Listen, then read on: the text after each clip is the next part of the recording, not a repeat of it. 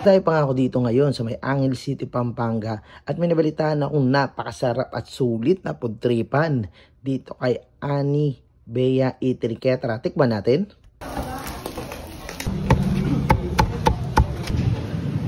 So, titikman na natin itong masarap na pudtripan dito. Katulad itong Kapampangan sisig for 80 pesos. Ganyan siya karami. At meron ding chicken rolls for 90 pesos. At meron din sila rito kilayin for 80 pesos. Kaya tara, tikman na natin to.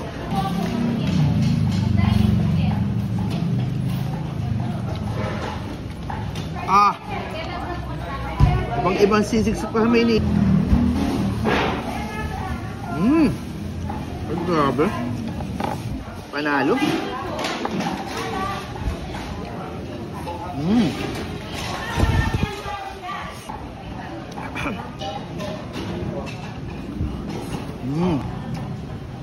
Grabe, ang sarap. So, nag-open pala sila dito ng 5:30 ng umaga hanggang 6:30 ng hapon. Kaya kayo dyan.